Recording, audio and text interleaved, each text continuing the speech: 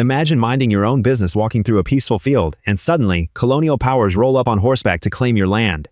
Trevor Noah breaks down how absurd and bizarre British colonization really was. You can think about, because conquering is one thing. You go to another country, you take what's theirs, you want more, you take the land, you take the resources, you kill the people. That I understand. But colonization, I don't condone, I understand.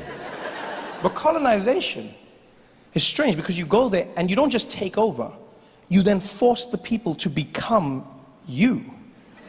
That is such a strange concept. When you think about where the British did it, I mean, they did it in Africa, they did it in Asia, and think about in India. Those cultures could not be more diametrically opposed.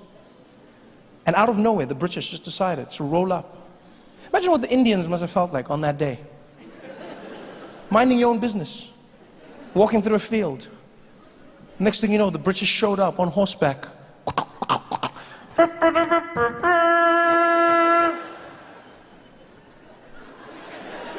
Hear ye, hear ye. By order of Her Majesty the Queen, we have arrived. You over there, what is the name of this land?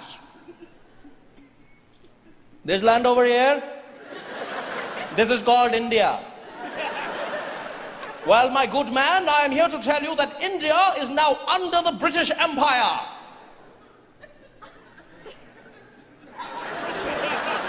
And I'm glad that I can tell you that India is exactly where it was yesterday.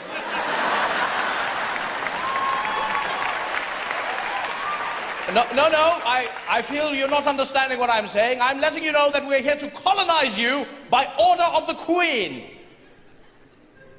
Who is the Queen? The Queen. The Queen of England, the ruler of Great Britain. She who was ordained by God. Which God? God. The one true God. There are many gods, my friend. What is the name of your God? There is only one God, and his name is God, and you too shall worship him. You want me to worship a God, but you don't want to tell me his name? What are you talking about? There are many gods, okay? There is Shiva, there is Lakshmi, there is Hare Krishna, there are many gods. What is the name of your God? His name is God. You don't know the name of your God? It's just God. Is it like mommy or daddy? You want me to worship your God, but you don't want me to tell me his name, huh?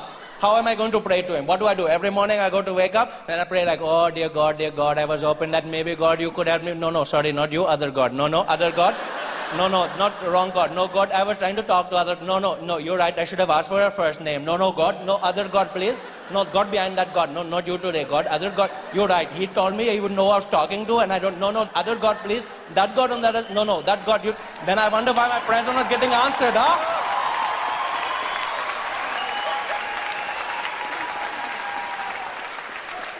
How dare you speak to me like that? Do you know who I am? No, because you never introduced yourself. I have come here representing Great Britain. And I have never heard of Great Britain. Who gave you that name? Well, we did. You called yourselves great? Isn't that a little presumptuous? Shouldn't you wait for other people to tell you how great you are? Huh? Shouldn't you just go around the world and just do good things? Then people go, oh my God, Britain, look how great you are. Well, I beg to differ. I believe we could do it because we knew instinctively. We are Great Britain. Well, in that case, welcome to Great India. No, it doesn't work like that. It doesn't work like that. How dare you speak to me like this? Look, you're the one who dares to speak to me, okay? I was here minding my own business in my land. You came over here riding on your skinny cow, telling me that things are going to change. I don't know who you are. All I know is you are really crazy, okay? You're not feeling too right, and I didn't want to say anything, but you look like you're going to faint. In fact, it looks like you have died last week, okay? Something is very wrong with your skin. You're not looking good, my friend. Maybe you should come down. We have a curry. We talk about this.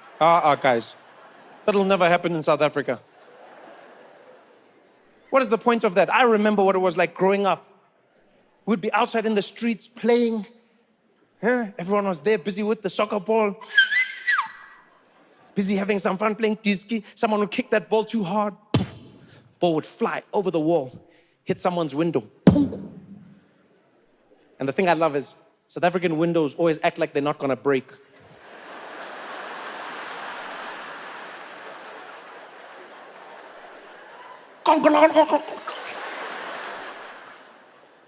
And then the kid who kicked the ball, they'd look and they'd be like, yeah.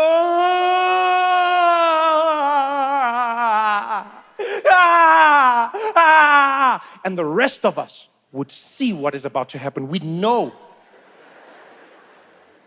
We understand why our friend is terrified. They're in more trouble than they've ever been in their lives. But we wouldn't cry. What is our crying going to help our friend? No. We would be there. We would look over into our friend's eyes. We'd stare at them and we'd be like, I love banana. You broke the window. They're gonna hit you. They're gonna kill you. And then we'd take the ball and be like, see you tomorrow. Those are the kids I want. That's why I want South African children. You kidding me?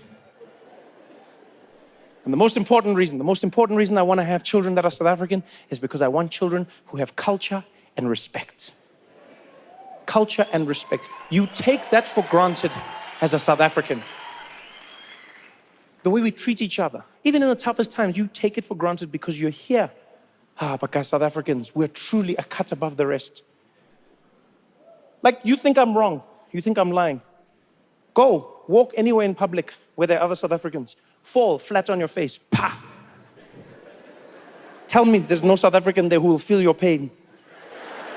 You'll fall. Bah! They'll all be there like, sorry. Ooh, sorry. Ach, shame, man. Ach, nee, man. Ach, shame. Ach, fooi toch, man. Ach, shame. You know that doesn't happen overseas. Yeah. There's a lot of countries around the world where no one cares about what happens to you if they don't know you. I saw this firsthand in New York. I was walking through the street, and there was this old lady who just come back from grocery shopping, and she was carrying her bag. And this lady was old, guys. Like old. Like old. Like old. You're not like old. Like old. Like she was knocking. You know what I mean? Like old. Old. Do you know what I mean? Yeah, like even where like the angel of death was there walking with her like, anytime I know I'll just be here in case. Like old, I'm talking about old. You know when you're so old, every morning you wake up shocked like, I'm still here. Like that old. And this little old lady was walking with her bag. She had a little plastic bag with groceries. And as she got to the middle of the street, the bag burst. And all the vegetables that were inside her bag scattered on the ground. And vegetables, you all know, is the worst thing to drop. Yeah, because nothing runs like vegetables, eh? Have you seen vegetables when you drop them out of a packet? They go in every direction, like they know you were gonna murder them. Guys, they're gone. Those vegetables, especially onions, have you seen onions? They land and they're like...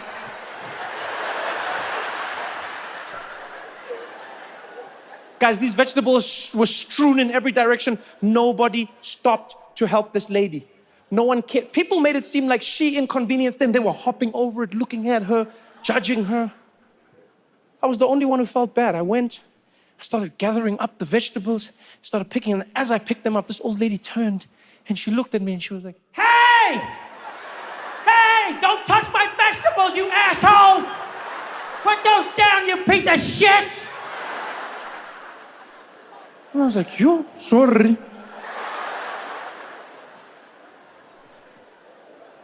I don't want that for my kids. I want them to grow up in a culture where there's respect and care.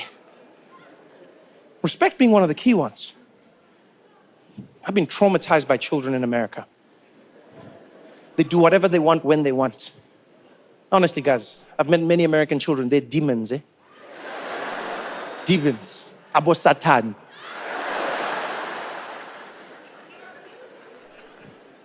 Have you ever dealt with a kid who keeps kicking your chair at the movies and faces zero consequences?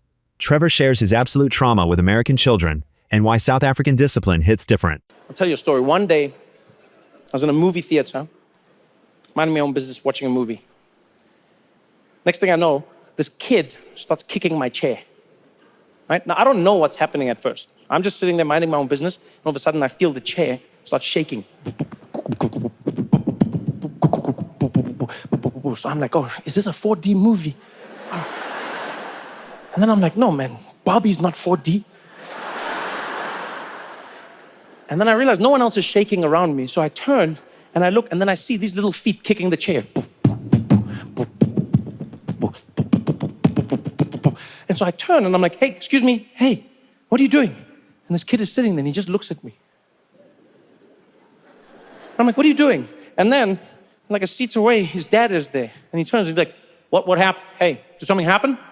I'm like, is this your son? He's like, yeah, what, did something happen? I'm like, yeah, so your son is kicking my chair.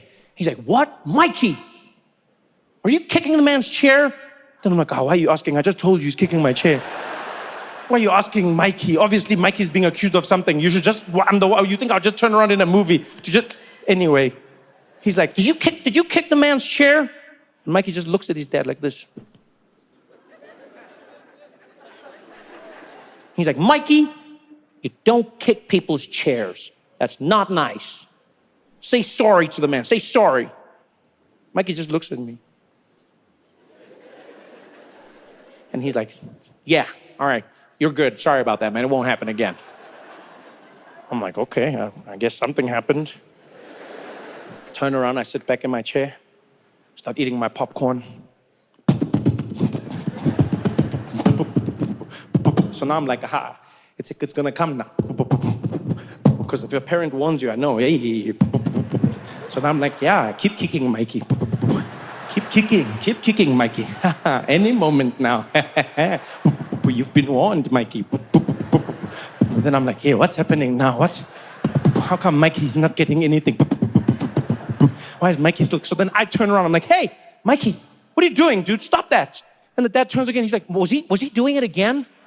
Was he doing that? Hey, Mikey, that is not cool. I spoke to you about this, Mikey. That is not cool, Mikey.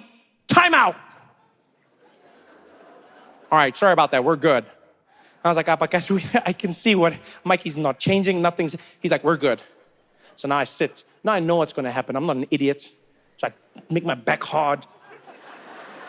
I wait. Mikey kick. First kick. He's like, I jump up. I'm like, Mikey.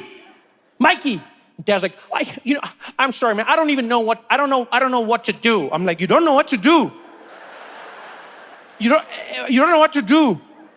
I'm like, Elena, something. And then I realized he couldn't do anything, and Mikey knew it. Mikey looked at his dad like this dad couldn't do anything to him. He looked at me like I couldn't do anything to him. I even tried to take it into my own hands. I looked at Mikey, I was like, Mikey, stop it. And Mikey was just like, then I tried every South African trick, guys. Every South African trick. I looked at Mikey and I was like, oh, darling.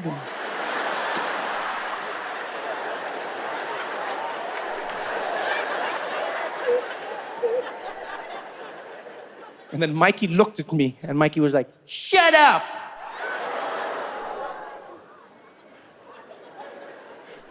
And I was like, I can't do anything. And so I turned and I looked at Mikey. And Mikey looked at me and I was like, you know what, Mikey? Pose.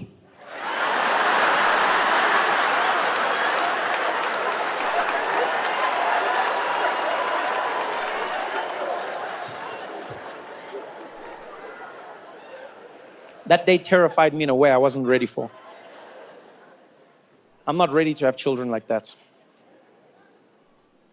Because here's something I want you to understand. I do not want to ever hit my children, ever. I don't believe that anyone should hit their children. I honestly don't. But, I also don't want to raise a child who thinks it's impossible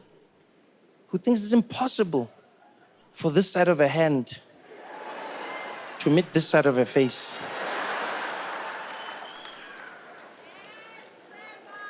I need the kids to know that there's consequences in the world, even if it's not from me. I promise you now, I don't want my kids, I don't want to hit my kids. I don't want to. But I don't want them to know that I don't want to. Yeah. There must just be a little tension in the house, just for control.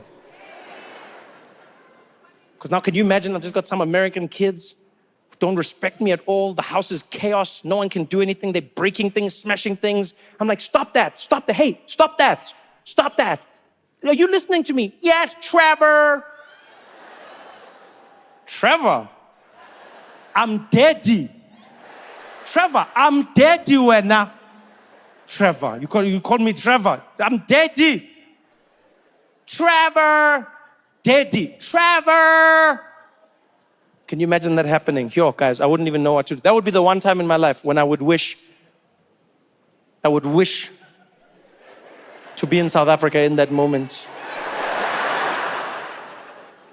Not that I want it to happen, but I would just wish for that moment that I could be back in South Africa, instantly teleported, there with this little kid. I'd look at him and be like, what did you say? Trevor! Come here, buddy, come here, come here. Can I tell you something? What? You see there? You see the time? It's 5 to 2. That means in 5 minutes,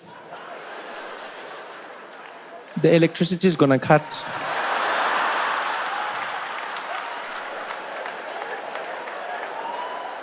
And when that happens, you're gonna know me.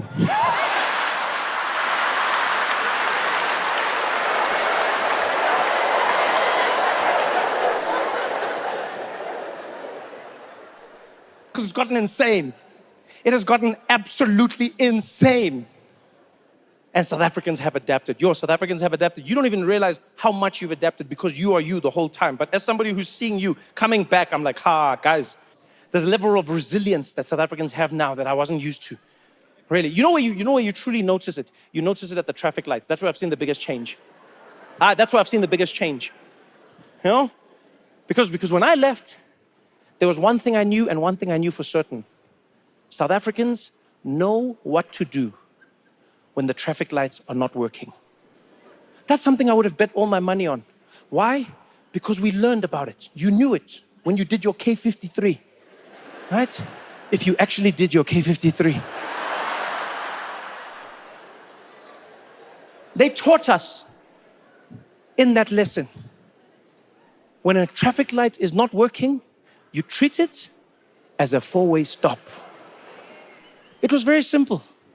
These cars go like this. Those ones go like this. These ones, then these ones. These ones, then these ones. It worked like a charm. Then load shedding, stage 1, stage 2, stage 3, 4, 5, 6. Have you been at the traffic lights now? Guys, I didn't know what was going on. I did not know what was going on. It's like Mad Max out there. It's like the apocalypse. Literally, you just get there. Everyone's there at the same time. Everyone there like, go. You'll see. Some people don't even stop. You have no clue what's going on. None whatsoever. It's wild. One day I was in four ways. I drove to a traffic light that was out. And I see it from far. I'm like, okay, the traffic lights are not working. I'm driving. I'm getting ready. As I get there, a homeless guy jumps out.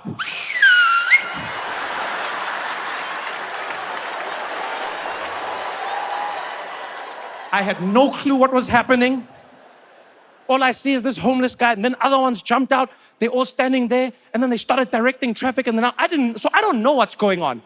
So all I was thinking, I was like, yo, damn, these outsurance guys have fallen, eh? Yes. Then I realized it was homeless guys, and they were doing an amazing job, guys. They were doing a phenomenal job. They were pulling the cars, telling people when to turn, doing what. People were putting 10 rand out the window as they were driving past. They were grabbing it, keeping everybody moving. People were listening. So many people were listening. I could not believe it. One day, you know what blew my mind? We're driving, get to the traffic lights. Everybody stops. Then a police car comes. Police car comes. Whoa, and stops. Literally, the homeless guy was like, and the police car was like, and now I thought the police are gonna get out and do something about the traffic lights. So I looked at them and then I'm like, you could see the police were there like, he's working. Yambona now. And then they just sat there with all of us. Waited for the homeless guy. Then he was like, and then the cops were like, sharp. Everything has changed. Everything. But the one thing I'm not used to yet is the chaos. I don't know when to go. I don't know who goes when now. Some people are turning while other people are going straight. Then you're between each other. Everyone's hooting. Beep, beep, beep, beep, beep, beep, beep, even taxi drivers are on the side like, guys, guys, this is not safe, guys. Man. If everybody's a taxi driver, then who is a taxi driver, guys? Guys. That's our thing, man. This is cultural appropriation.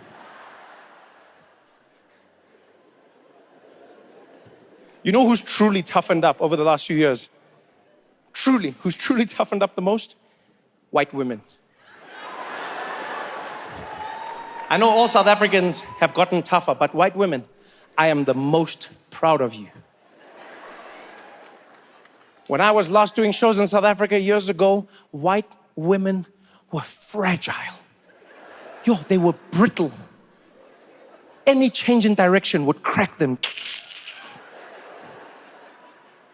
You would see, you'd see white women back in the days, things would go wrong. They'd be like, I just can't. I just can't. I mean, like, you're living in a country where I swear to God, it's just, because I was driving today and they just cut you off. And you're at the robots and you've got these guys knocking on the window. I just can't. Zuma must go. I can't.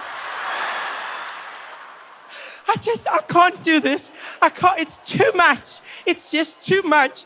It's too much. And the chickens at Nando's have gotten smaller. I can't. I don't know what I can't. White women were brittle. And then I don't know what happened over the past few years. But they have toughened up. They have truly toughened up. It's almost like these white ladies were in their garages training every day. Because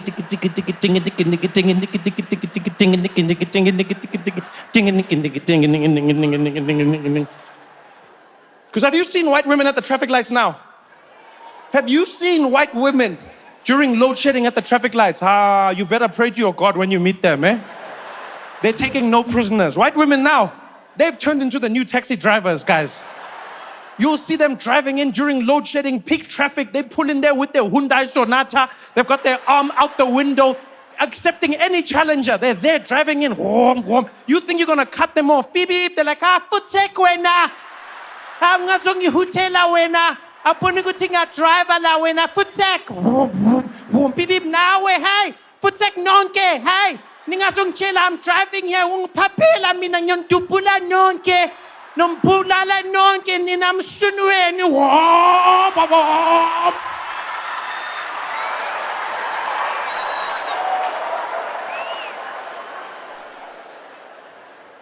I think we treated Joe Biden like shit. Like people just treated Joe Biden like absolute trash, and for what? Nothing. Not the man just got old. That's literally all he's guilty of. He got old. And people, they were like, oh my God, have you seen Joe Biden these days? He's so old. You're like, yeah. That's what happens. You get older as a person. I can't believe how old he is. I'm like, when you voted for him, it's not like he was 20. People make it seem like he pulled like a magic trick and then all of a sudden flipped into an old man. He came in as an old man, and then now he was a slightly older man, and people are like, oh my God, I can't believe him. Why does he think he can be president? Because you told him he could. People were so shitty to Joe Biden. Then they were just like pulling at strings. I mean, like, God, you see the other day he forgot. He like forgot where he was. He said the wrong city. He said Rotterdam. You know what I'm like, yo, people do that all the time, especially when you're older. Yeah, because think of it this way. It's not even about like old as in your brain is like, is degrading. Think about how much information you have consumed by that point in your life. Think about how many names you've heard, how many places you've been, how many stories. Of course some things are going to get jumbled up. It's like, yeah, the person's old. He's just old. That's all Joe Biden is. He's old. He'd be like, yeah, I don't know. It's just weird. It's not that. My grandmother, my grandfather, they would forget or switch my name with my siblings' names all the time. I'm sure you had that. Right? They're just like, my grandmother, sometimes she'd be like, Andrew. And I'll be like, no, Trevor. And she'd be like, Yeah, when she did that, there was no point where I was like, she needs to step down. She's not fit to be my grandmother anymore. We treat old people like such shit in society. It's like, we make it like they're disposable. It's like, you're old. All right, get out of the way. You're old now. It's over. He just got old. Yeah, and yes, the things that he did, obviously, they don't make you comfortable. Don't get me wrong. Like, they'll throw you off. So, for instance, one of the big ones was he was at the G20, right? And he was introducing President Zelensky of Ukraine. And then he said, it gives me a lot of pleasure to introduce to you right now the president of one of the most powerful presidents. I'm honored to introduce Vladimir Putin.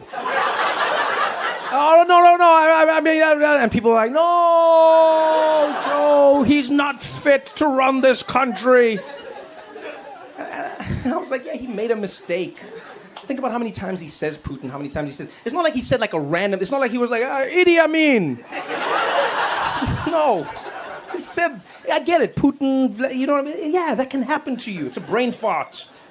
And then people said the dumbest thing. Someone said to me, they were like, well, Trevor, what if it gets into a situation where he does something really bad? Like he could make a mistake like that and he could bomb the wrong country. I was like, do you know how countries work? What do you mean he could bomb the wrong country? What, you think just Joe Biden's there with the keys to the jet?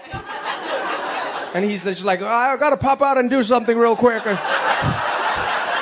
I gotta fly to Eastern Europe. And he's like, take that, Ukraine. No! I meant Russia! You know how much bureaucracy exists between Joe Biden and a country being bombed? Like, if he said, we gotta bomb Ukraine, they'd be like, you mean Russia? They'd be like, oh yeah, I mean Russia, of course. It's not like it just happens. It's not a thing. We treated him like such trash. He's like an old man, trying to fight for his country. That's all he was doing. And here's the thing, forget the politics. It was just like the old thing that was like, I was like, why are we doing this, man? The guy's just old.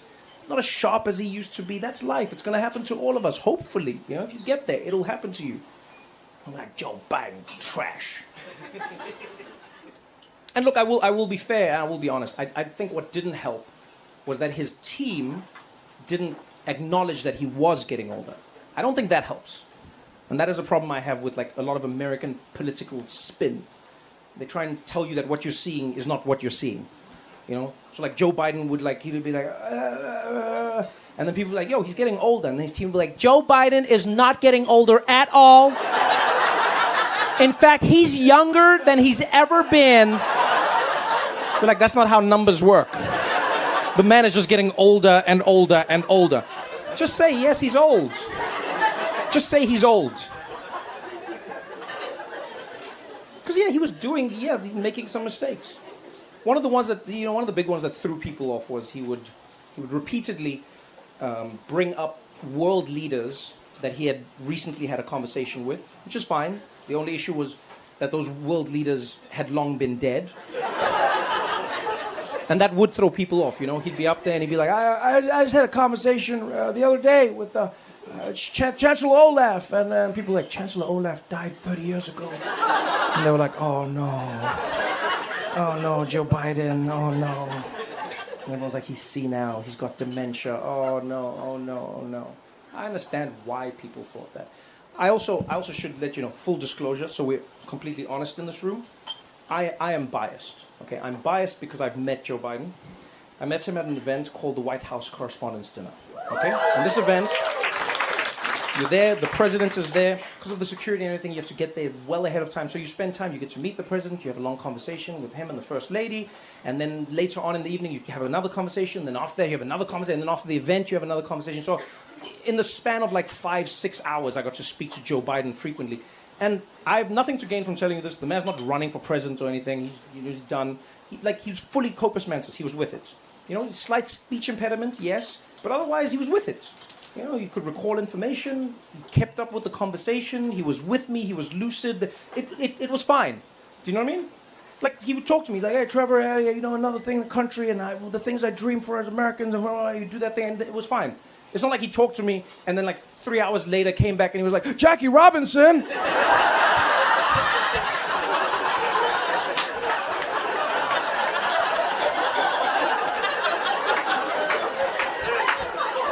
That didn't happen. So I don't know. I'll be honest. I have a different theory. I think I don't think Joe Biden has dementia. I don't think he's senile. I just think Joe Biden is old. But I think he's so old that he can communicate with the other side.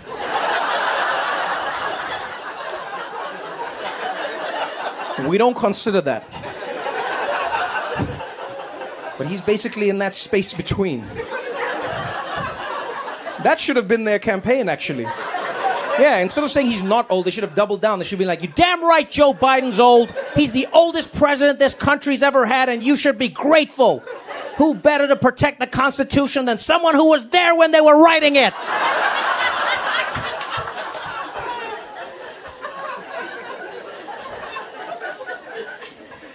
But now he's out. And I'll be honest, I'm happy for him. I'm happy that Joe Biden gets to go out like this. I think, again, as an old person, you should have a dignified end. I think we've robbed old people of that in society. Capitalism and whatever. It's like, no, it's nice to you've lived your life, you've done your thing, relax now, And Joe Biden feels more relaxed. I don't know if you've seen him recently. He just has like a different swag to him now. Yeah, it just feels like someone loosened up the joints, Because before, when you saw Joe Biden, he was a little precarious, When you see him walk, he didn't inspire confidence. He stumbly, and he always looked like a late stage Jenga tower, Which is probably why the Secret Service wasn't so good at protecting Trump or him. It's just in their defense, they've been protecting geriatrics for the past decade. Of course, they're not in practice. When they're protecting young presidents, they're like, all right, everybody, look out for the shooter. Look out, because the danger's up. That's where you got to look. You got to look up there. When you're protecting old people, you're just like, all right, look at the ground. Where's the stairs? Where's the stairs? Where's the stairs? Look out, Mr. President. There's a dog that's shat here. Hold on. Come on.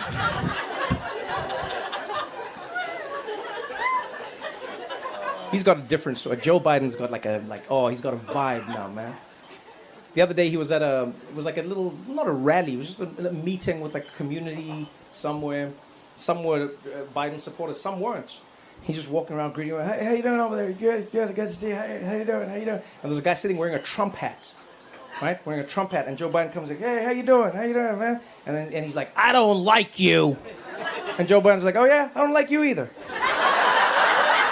And I was like, oh, who's this guy? He's like, oh yeah, I don't like you either. I don't like you. He's like, you're old. He's like, oh, you want to talk? Look at you, you're old.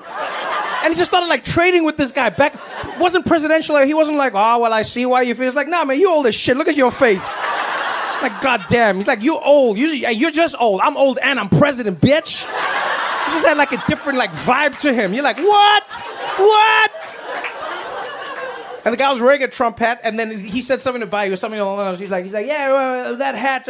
And Joe Biden's like, come on, wear my hat. And he's like, no. He's like, would you wear this one? And Joe Biden's like, yeah, I'll wear your hat. Give me the hat. And he takes the hat, and he puts the Trump hat on. And he's like, yeah. And that guy, you should have seen that guy's face. He was like, wah. Because he thought maybe Biden would burn or something. I don't know.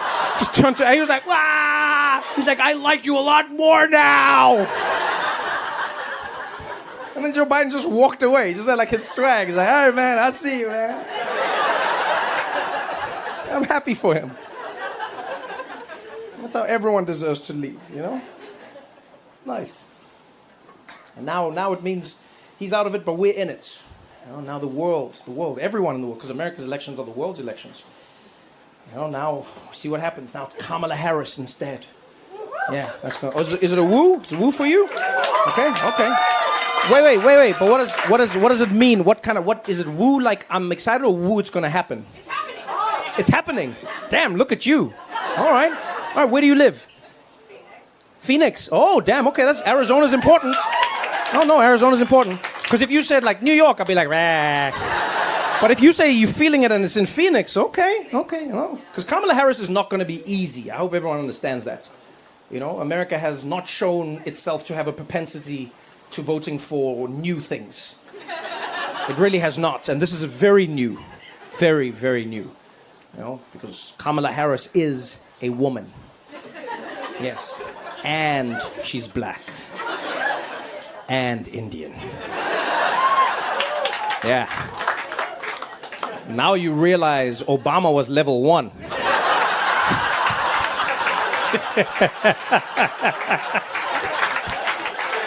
America was so proud of itself. Thought it had clocked the game. That was the easiest level in the game. It was like Mario Brothers level 1.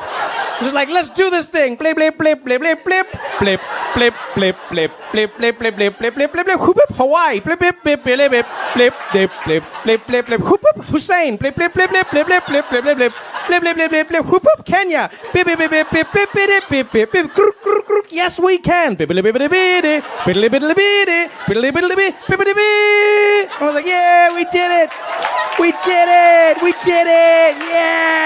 yeah, woo! And then Kamala Harris stepped up, and then was like, blah, blah, blah, blah, blah, blah. Blah, blah, blah, blah, blah, blah. Blah, blah, blah, blah, blah, blah, blah, blah, blah, blah, blah, blah, blah. Oh, man.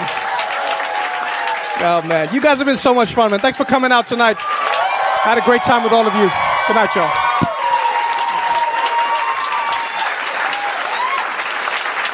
Airport security can be stressful, but what happens when the standard metal detector fails? Meet Velasquez, the legendary security guard wielding his wand like a true Mexican Jedi. And so I'm in Burbank Airport and I go through security, and then for some reason I was beeping. I don't know why. I walk to the metal detector and I'll beep. Go out, beep. Go out, beep. Go out. And every time I have to take something off, I gotta beep. And the agent, he's just losing it. The whole time he's like, take that off, take it off. And I'm going like, beep, beep, beep, beep. He's like, take that off, take it off. And I come back, he's like, take that off. He's getting more and more angry. I'm basically naked right now and he's losing it. Like I felt like an underperforming stripper. It was horrible. He's just like, And finally he's like, you know what, just get out here.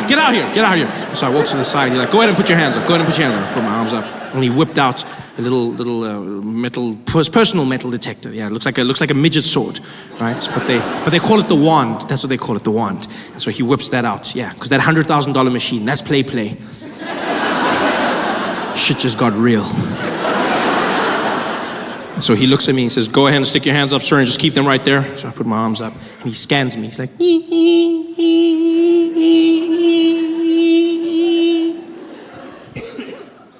You got any metal objects on you? I'm like, well, then what was that for?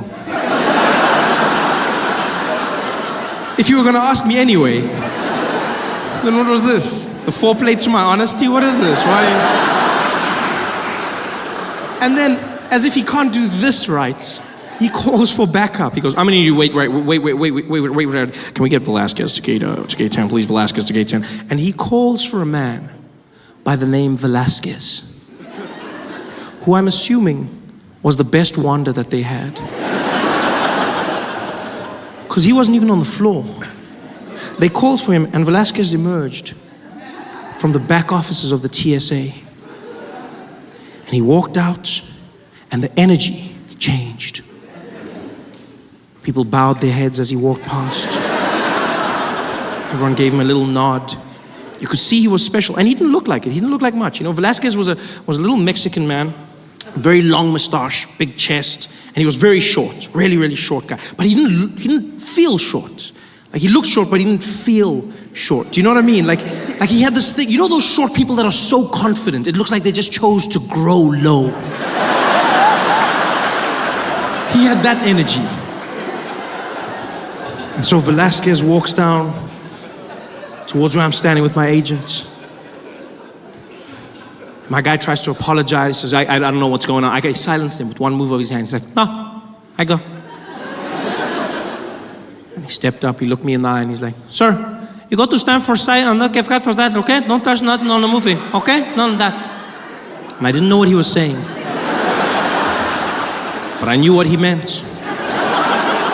And so I stood there, I raised my arms, and as I did, he whipped out his wand. And he started using it all over me, and as soon as he did, I knew why he was who he was. It was the most magical thing I've ever come across in my life. The way he wielded that wand was unlike anything I've ever experienced. I felt like I was being blessed. I just stood there with my head down as he went all over me, just blessing me with his power. It was something special. It was like a force and energy. It's all, like on the outside, you still heard that beeping. It was like, ee, but in my head, I heard a lightsaber. That's what I heard. I heard like, it was like,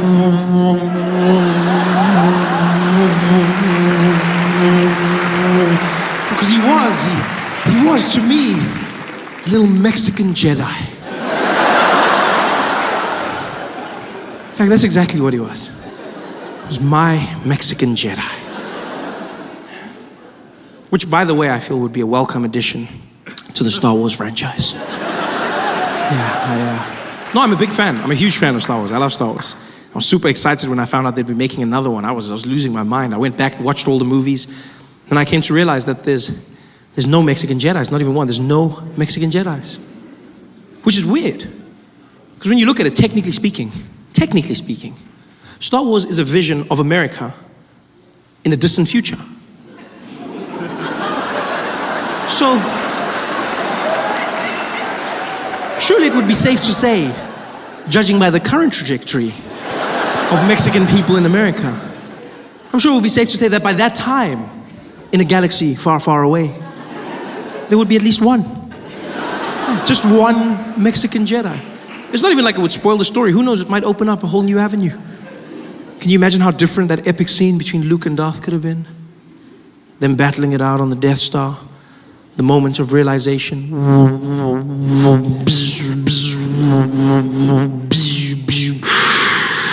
Luke. What do you want, you evil man? Luke. What do you want from me? No. Luke, man. Luke.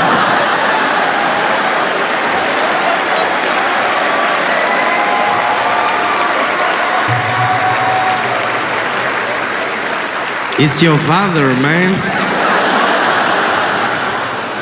The air, they start making useless announcements that you don't even care about, you know, just to give you that feeling that he knows what he's doing. You get up there as the sea lights go, boom. Ladies and gentlemen, as you may have noticed, reached our cruising altitude. Currently sitting at 23,000 feet at sea level, cruising at about 720 kilometers an hour in the Boeing 7, one of our favorite planes in the Starflight Alliance crew. Beautiful sunny day. Might encounter a few bumps, but nothing too hectic. The cabin crew will be taking care of you. In the front, we've got Esmeralda and Jonathan. In the rear, Simon, Dupitsang, Ferrer. I'll be taking care of you. And if you need anything, don't hesitate to call. I'll let you know once we've begun our... Oh, you're fine, thank you. Dun dun. You're like, oh yeah, pilot. Yo, my guy, pilot. It's cool. I just don't like the fact that they never let you know. It freaks me out because they trained to keep you calm no matter what's going on. And I noticed this because we hit turbulence coming into Joe where there were hectic storms and the plane started shaking and you know, it wasn't like the calm turbulence. You know, that turbulence where people, you know, the knuckles get white when they're holding their, you know, and because, you know, people try and act natural in the plane, they'll be like, and then I get to a point where they're like,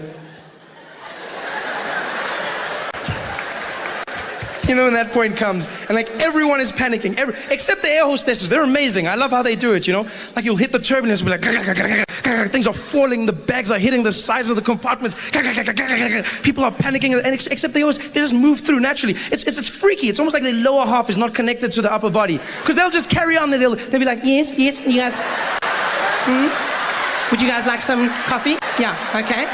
There you go. Be careful, it's hot. Thank you. All right. Anything for you, sir? Yeah, okay. Okay then. Just pass me a apple juice. Thank you very much.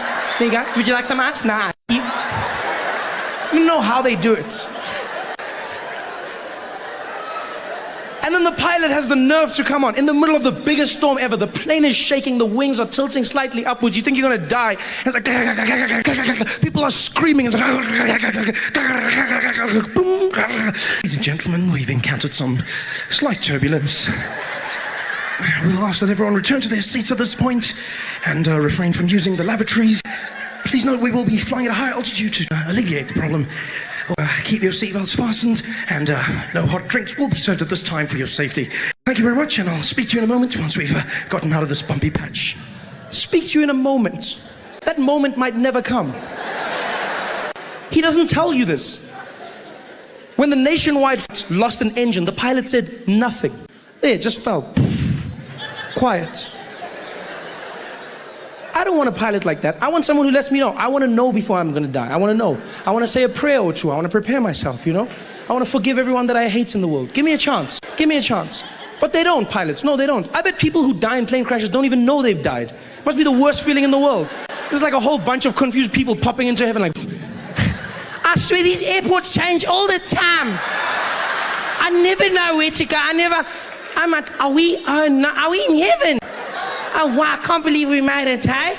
I can't believe, wow, this is amazing. And there's St. Peter at the gates, and he's like, come forward, please, come forward. Come forward. She's like, here you are, I'm St. Peter. How about you? Yeah, I know, many of people are shocked. Just come. I get that all the time. Just come. No, I just thought that, no, don't worry, just come, please. Just wait till you see Jesus. Come.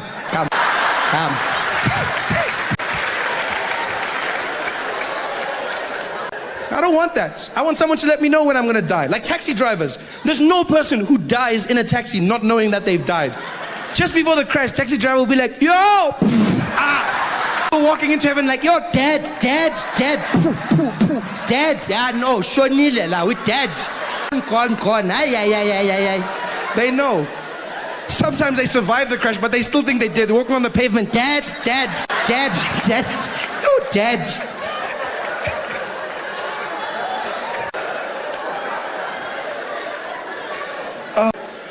But luckily we did land safely in Johannesburg. We landed safely and everyone clapped when the plane landed. Yay! Clapped and walked into the airport terminal building. And that's the point when you realize you're back in South Africa. When you're flying, it's international.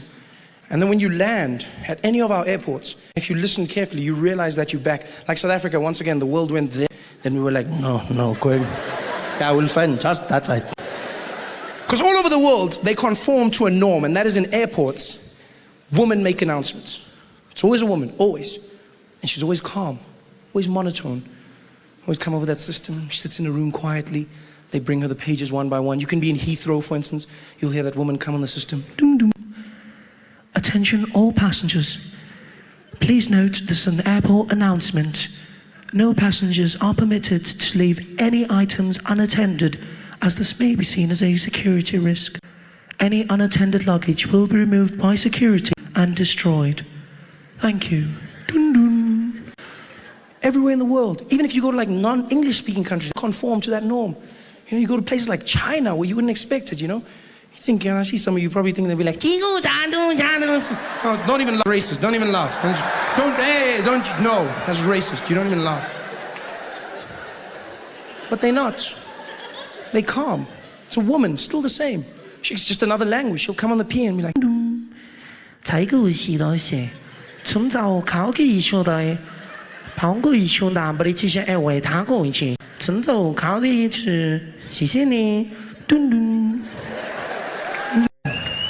you know, they've conformed.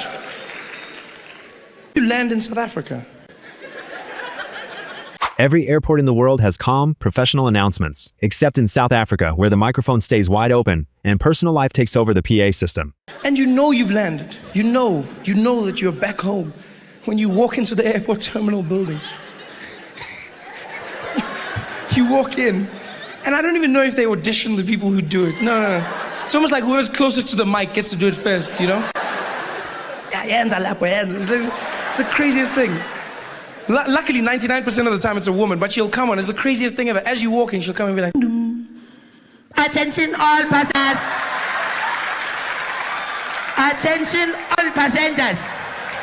Hello, I'm talking to you. Hello. Yeah, all the people is like Kula.com, the plane is delayed. The plane just going on 2, it's going on 3.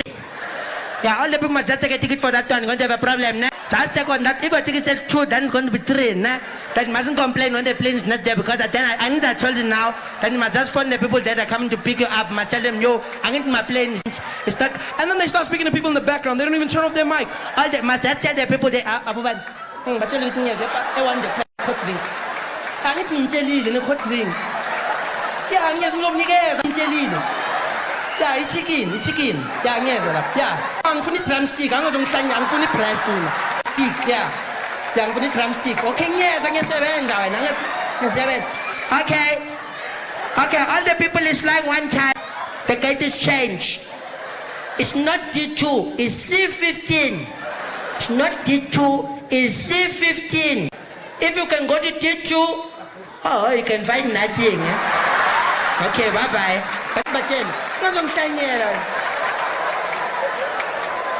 Germany does that in a truly astounding way. Look, it's not perfect. It'll never be perfect. But Germany is one of the only countries in the world that has actively paid reparations for what they did.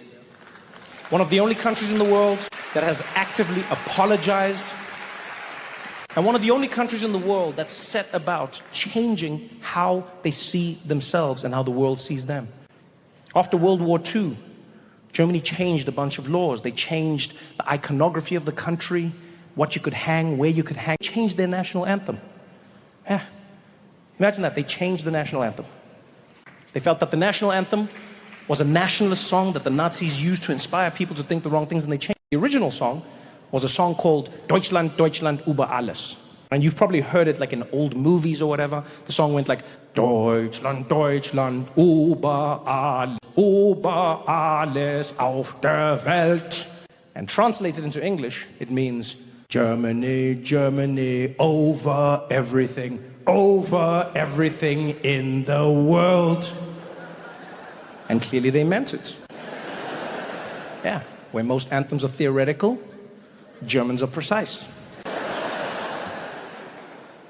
But after World War II, they were like, we can't have that same attitude.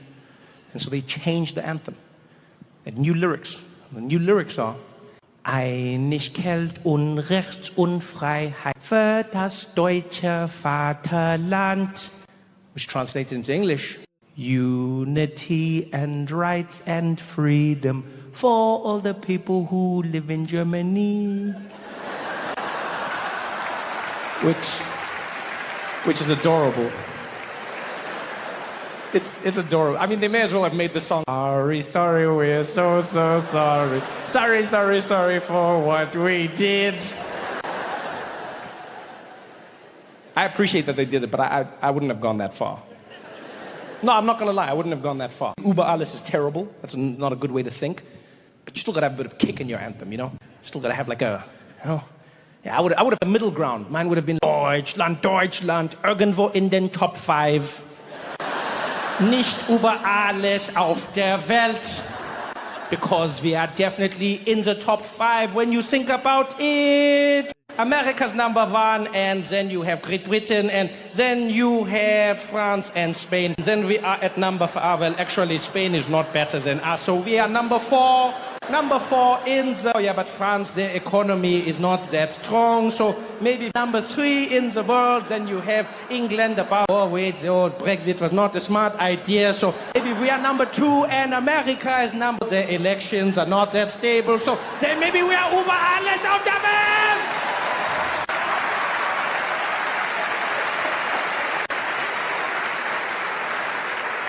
It's one of the biggest things they did, and nobody knows. I was chatting to a German guy, and he was perplexed by this. Absolutely perplexed. How, you know, Trevor, in Germany we've done so many things. Oh, and you know, the national anthem was quite a big change for us. I'm sure the whole world talks about this. I was like, nope. He's like, what do you mean? What do you mean? No, who doesn't talk about it? Nobody talks about it. He's like, who's nobody? I was like, nobody, like no one. No one outside of Germany talks about it. No one even knows this. What do you mean, how can they not know? Like, it's German. Like, no one speaks German outside of Germany. How would anyone know? And also, you guys did something weird. You changed the lyrics, but you kept the beat. It's a strange move. Oh, you're like, this song is terrible and we are going to change it. Yeah, what about the beat? No, we are keeping that because I've learned all the moves, yeah? That's probably why most people don't know it, like it changed, right? You kept the beat. Most people don't know lyrics, we just know the beat. Right? No one knew Michael Jackson was saying you're a vegetable. Who else knew that? Some of you right now, wait, when did he say vegetable? Yeah, you've been singing it your whole life. Yeah, vegetable. Those lyrics, we just know the beat. That's what Germany did. It's weird. It's weird to not, the music comes with emotion. I was trying to explain this to him. He didn't get it. And I realized, you know what it's like? What Germany did would be like if in Star Wars, right? You know Star Wars. All right, let's say Darth Vader.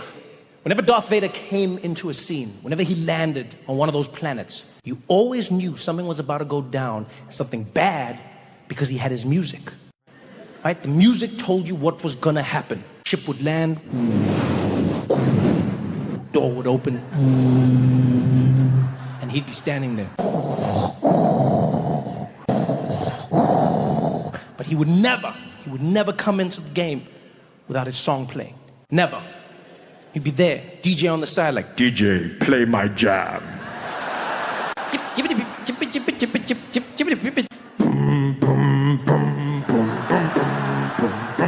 That's right.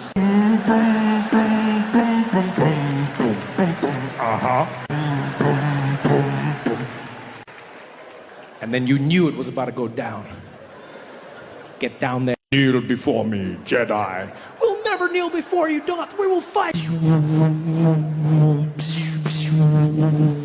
You cannot defeat me. He's so strong. I don't know if we're gonna win. Defeat him we shall. Use the force we will. Ah, you have defeated me. We did it, Master Yoda. We did it. We defeated Darth Vader. Indeed we have. Free the Empire we shall. Travel around. The good news we shall spread. Yes, a new song we shall play. You're free. It's weird. That's all I'm saying.